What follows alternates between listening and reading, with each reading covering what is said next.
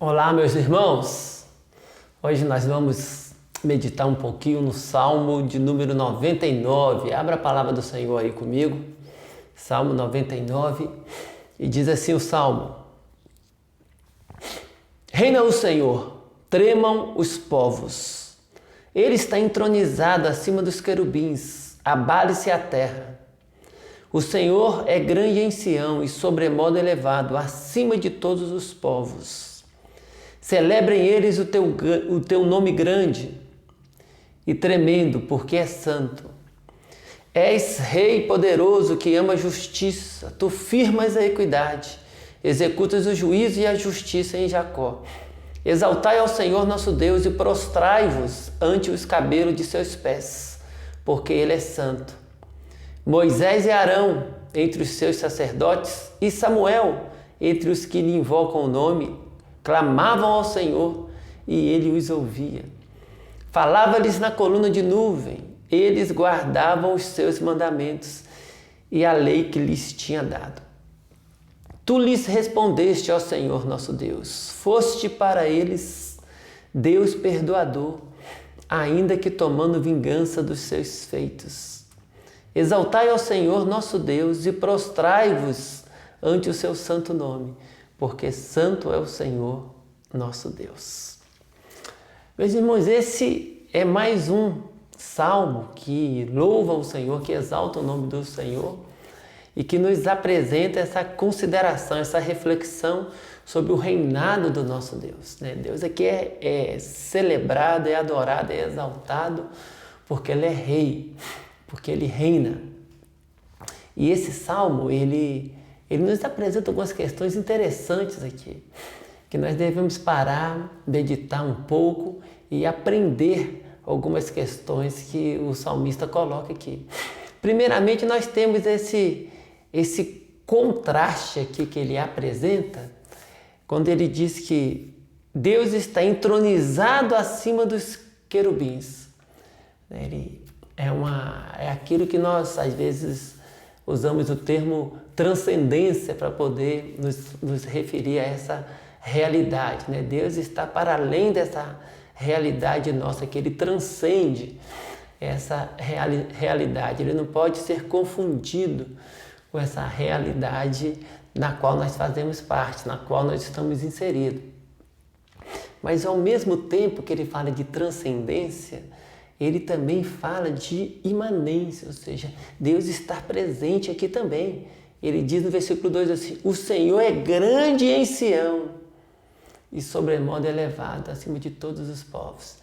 É o Deus que habita no alto e sublime trono, no seu alto e sublime trono, mas também é o Deus que habita junto ao contrito e abatido de espírito, conforme ele diz lá no profeta Isaías. Essas duas realidades de transcendência e de imanência, ou seja, o nosso Deus é o Altíssimo, mas Ele não pode ser confundido com a criação, mas ao mesmo tempo Ele está presente, sem se confundir com ela, mas presente a todo instante, a todo tempo.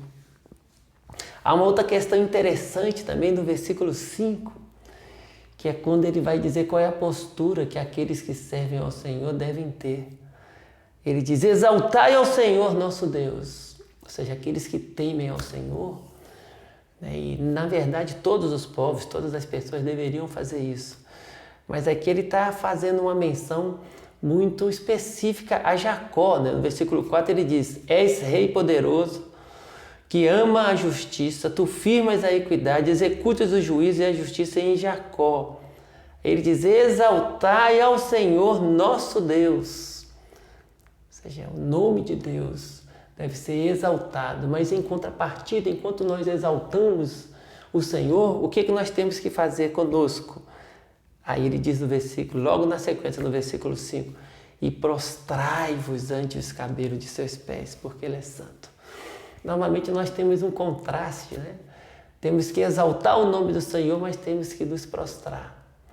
Ele deve crescer, ser exaltado, e nós temos que diminuir, nos prostrar, nos humilhar na presença dele. E aí, na sequência, ele cita os exemplos de Moisés e Arão e também Samuel, que eram homens que se submetiam ao Senhor, invocavam o nome, clamavam ao Senhor e o Senhor os ouvia.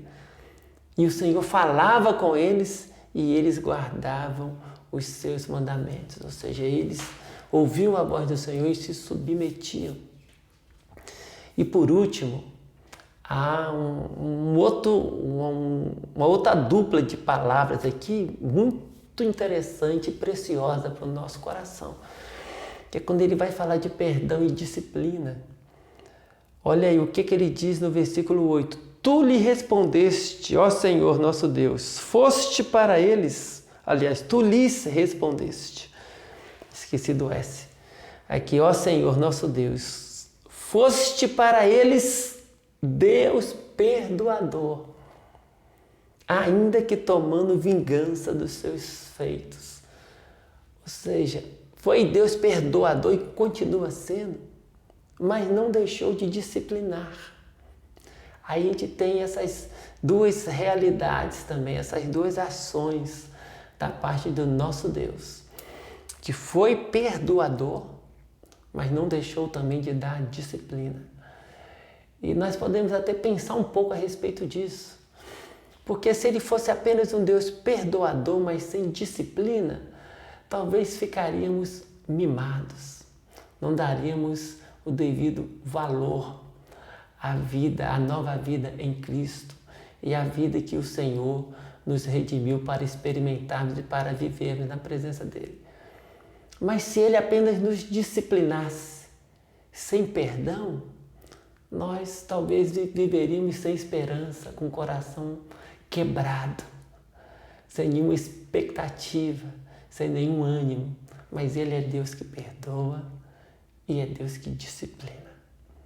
Olhando para esse salmo, irmãos, nós temos essas lições preciosas. Temos que manter sempre os nossos olhos na pessoa daquele que é o Altíssimo, sabendo que o nosso Deus, ele é acima de todas as coisas e deve ser adorado por causa disso, porque ele é Deus, mas ao mesmo tempo ele é aquele que habita junto àquele de coração quebrantado e é aquele que está presente em todo lugar e em toda parte, porque ele é o onipresente.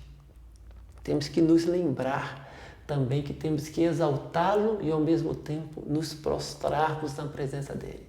Ele deve crescer na nossa vida e nós temos que diminuir.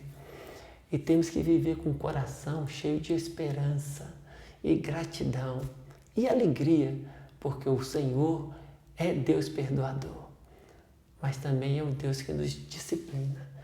É o Deus que não passa a mão, não passa o pano e tampouco vira os olhos para não enxergar os nossos pecados e as nossas faltas.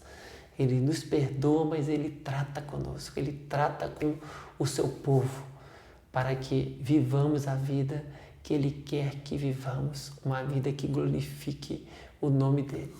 Que Deus te abençoe e fortaleça o teu coração com essas verdades e te ensine a viver com gratidão, com louvor, confiando nele, sabendo que ele é Emanuel, é Deus presente, embora também seja o Altíssimo, que ele é aquele que tem misericórdia de nós, que mesmo tendo misericórdia, isso não impede que ele também nos discipline e trate conosco para nos aperfeiçoar a cada dia. E é aquele que deve ser exaltado continuamente pela nossa vida, ao passo em que nós temos que nos humilhar e nos prostrarmos perante ele. Deus te dê um ótimo dia e te faça viver com alegria, gratidão e muita disposição para honrar e glorificar o nome do nosso Deus. Deus te abençoe em nome de Jesus. Amém.